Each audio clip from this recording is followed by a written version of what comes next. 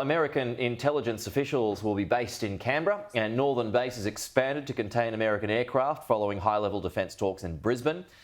The annual AUSMIN talks conducted between the Foreign Minister Penny Wong, Defence Minister Richard Marles, and their American counterparts Anthony Blinken and Lloyd Austin.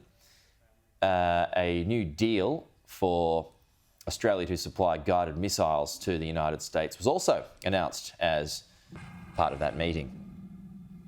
Let's bring in our political analyst and Dean of Global Futures at Curtin University, Joe Siracusa. Joe, good to see you. Thanks for your time. Obviously, the accident which claimed the lives of 4 Aussie servicemen has really taken the shine off anything that was achieved at AUSMIN. But what do you make of what was discussed and what came out of it?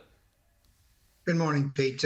Well, look, they discussed all the major issues between them, and they made a number of decisions. And the Secretary of Defense, Austin, is quite pleased that Australia will now be producing, with Lockheed, of course, guided missile launchers and that kind of thing, and have access to munitions. You need licenses to do this. So Australia goes to the head of the line. Australia is also going to be involved, he said, in Defense Department issues in space, though he said he couldn't talk much about what's going on exactly. So the United States is continuing to weaponize space. That is, there's a lot of things that are involved in satellite imagery in the event of any kind of attack. So Australia is going to be at the front line of that. And AUKUS has been moved along. I mean, Australians have been assured that the American Congress will relent and agree that Australia can buy those 3 American nuclear submarines and the like.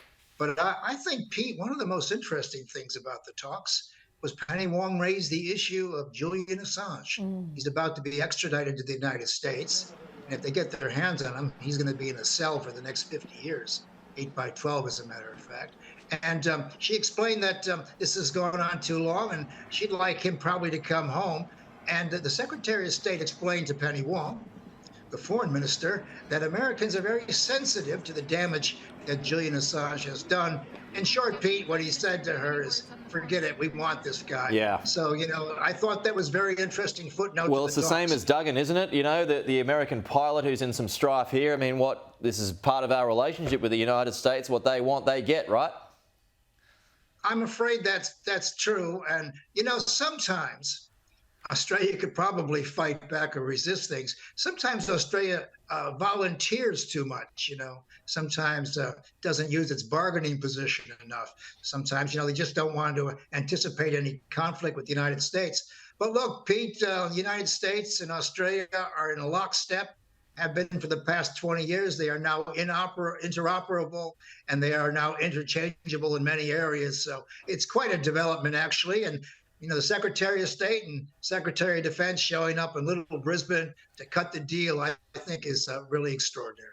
Well, I mean, we're just going down the track here. I mean, I'm not sure where Assange ends up. I mean, he's not a Guantanamo situation, is he? Where does he end up?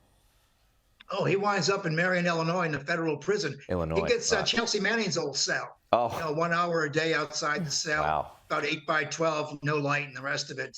He'll be going to a federal maximum prison. And I don't blame Assange for trying to avoid this kind of thing. But, all the newspapers and media that publish what he had, they get off scot-free, and he goes to jail. So, he figures, what the hell's going on here? Yeah, just quickly, Joe, we've only got you for another 30 seconds. I do want to ask you, though, because over in the election, I mean, Donald Trump's facing more charges. Doesn't seem to be worrying him, though. But Ron DeSantis, this is interesting. His polling's come way off. What's that about? I mean, this is basically now Trump getting a clear run. Well, DeSantis got it all wrong. He engaged in culture wars, went after Walt Disney and those people. And well, I thought that would have been a smart ploy for him, particularly in the state of Florida. Things, you don't want to get involved in that kind of stuff. Former President Trump, of course, is a juggernaut right now, Pete. He is unstoppable and unsinkable, and these charges against him don't amount to a hill of beans. Okay. Joe, good to see you as always.